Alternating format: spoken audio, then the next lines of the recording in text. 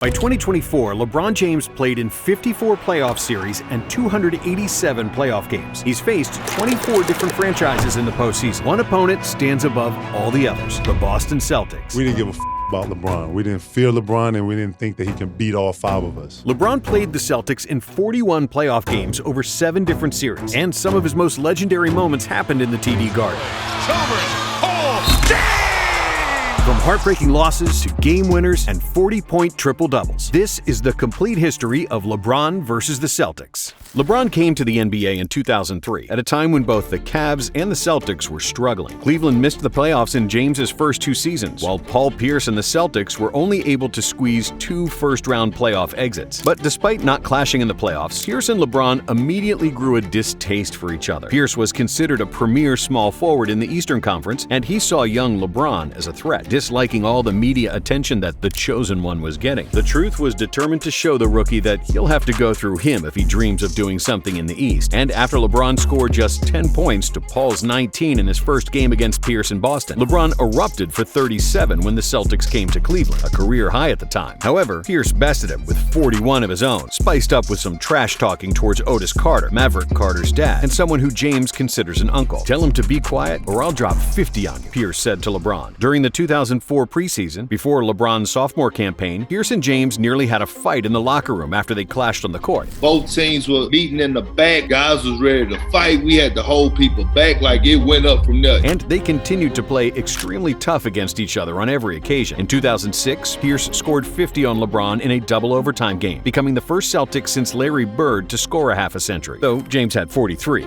and took home the win. Then, finally, in 2008, we got the long-awaited playoff matchup between LeBron and the Celtics, with their new Big Three. It was a hard-nosed, old-school series, with a lot of hard fouls and limited scoring. After both teams defended their home court in the first 4 contests, and no player scored more than 28 points in a game, LeBron exploded with 35 in a pivotal Game 5. And yet, it still wasn't enough, as Pierce scored 29 and Boston took a 3-2 series lead. Then, James forced a Game 7 with a brilliant performance in Game 6 with 32 points and 12 rebounds, and it was a prelude to one of the most legendary games of the decade. In Game 7, in Boston, Pierce and LeBron traded buckets the whole game, and James finished with 45 points, scoring nearly half of all Cleveland's points. But Pierce countered with 41 points of his own, and the Celtics escaped with a victory that would later end up with a championship. In 2010, the Celtics and the Cavs met in the Eastern semis again, and this time, Coach Doc Rivers didn't want LeBron to bully smaller defenders. He smartly assigned Pierce as the primary defender on LeBron, and even though Pierce only averaged 13 points to LeBron's 27, the Celtics and their Big Three were just too strong for James's supporting cast. In the deciding Game 6, despite a monstrous 27, 19, 10 triple-double from James, the Cavs mustered just 85 points, and the Celtics kicked LeBron out of the playoffs again. And the sight of a disappointed LeBron taking off his jersey as he exited the arena was a sign of what was coming next. The answer to the question everybody wants to know.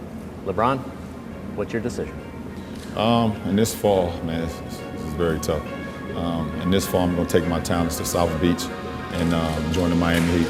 In his first playoff series as a member of the Heat, the basketball gods took LeBron to Boston once again. But this time, with Wade and Bosh by his side, the King finally had the help he needed, and the Heat stomped the Celtics in 5 games. It seemed like LeBron had finally solved the Celtics puzzle forever, and that Pierce, Garnett, and Allen would never bother him in the playoffs again. However, after he lost the 2011 finals to Dallas in the very next season, LeBron was on the brink of another disappointing playoff loss to the Celtics. In the 2012 Eastern Conference Finals, Boston took a 3-2 series lead, fueled by Pierce's clutch 3 over LeBron that decided Game 5. The naysayers, led by Skip Bayless, had already written off LeBron, saying that he's missing the killer instinct and that he could never be compared to Jordan. LeBron James runs from the shot again! And then, staring into the abyss of another embarrassing playoff loss to his biggest nemesis, LeBron delivered the best performance of his life. For the first time ever, LeBron was not looking to pass the ball. Instead, he kept hitting shot after shot, dismantling the Celtics' 4 All-Stars with 45 points, 15 rebounds, and 5 assists, as he single-handedly blew out the Celtics on their home floor. But he wasn't done yet, because he followed it up with 31 points and 12 rebounds in Game 7 and closed out the series. LeBron finally shut up all the critics and put the final nail in the coffin of the Celtics' Big Three. 2 NBA titles and 3 NBA Finals later, James returned home to fulfill his dream of bringing a championship to Cleveland. And in his first season back, LeBron and the Cavs faced another playoff clash against his old foes from Boston. But this time around, the Celtics had no no real championship aspirations and were lucky just to make the playoffs. The Cavs made it look easy with a series sweep, and James averaged 27, 9, and 6 in 4 games. However, thanks to the trade fiasco of Billy King and the Nets, the Celtics were able to draft Jaylen Brown in 2016 and then Jason Tatum a year later. Despite the departure of their Big Four, Boston was quickly in contention again, led by All-Star Isaiah Thomas. In 2017, the Celtics were the #1 seed in the Eastern Conference and were gearing up to challenge the Kings' supreme reign in the East. And just like everybody predicted, Boston and Cleveland met in the conference finals. And this time, the Celtics proved to be a much tougher opponent. After 3 games, the score was 2-1 in favor of the Cavs, and the Boston crowd believed their young team could beat LeBron once again. However, James, Kyrie, and Love quickly killed those hopes with 2 blowout wins and another trip to the finals against Golden State. In 2018, Boston and Cleveland made a blockbuster trade that sent Kyrie Irving to the Celtics, and Isaiah Thomas became a Cavalier. Boston also made a big splash in the offseason by signing Gordon Hayward, and they suddenly looked more stacked than Cleveland. The NBA matchmakers put the Celtics and the Cavs to play in the season opener in a game that will never be remembered for the final score, but for the brutal injury of Gordon Hayward. After Hayward was ruled out for the season, the Celtics' title hopes dropped significantly. And then, in April 2018, another disaster. The Celtics, Irving's doctors, Irving, have decided here that his season is over. After a bacterial infection in his surgically repaired knee, Kyrie Irving was also ruled out for the season, and the Celtics' dream team was down their 2 best players. Still, they finished second in the conference, and their young stars Tatum and Brown proved to be a tough matchup for everybody. Boston defeated the Bucks and the Sixers to secure another conference finals matchup against LeBron. And because the Cavs looked worse than ever during James's tenure, the Celtics had a real chance to finally dethrone the King. After the first 2 games, Boston held a 2-0 lead, convincingly defeating James and his mediocre supporting cast by a combined 38 points. But then the Cavs responded with a blowout of their own, and in Game 4, LeBron turned on the turbo and delivered another performance for the ages, finishing with 44 points in a big win. However, Boston took Game 5, which meant the Cavs needed 2 consecutive victories to make the finals, and in Game 6, the King delivered big time in a performance that was reminiscent of Game 6 from 2012. This time, he finished with 46 points, 11 rebounds, and 9 assists to propel Cleveland to victory and force a Game 7. But despite the Kings' greatness, the Celtics were hopeful to advance because they played Game 7 at home, where they won all previous 3 games in the series. Before the game, LeBron decided he would not miss a single second, and he stayed true to his word, playing the full 48 minutes of Game 7. Coach Lue used timeouts primarily to rest his only star, as the others continued to struggle against a stingy Celtics defense. And if there was any game that showed the true genius of LeBron, his masterful control of game pace, and all the pieces on the chessboard, it was this Game 7. In a low-scoring game in which neither team reached 90 points, LeBron finished with 35 points, 15 rebounds, and 9 assists, which means he was directly responsible for over 60% of all Cleveland's points. Celtics coach Brad Stevens said the plan was to wear James out. Our goal going into the series was to make him exert as much energy as humanly possible. For the most part, I thought we were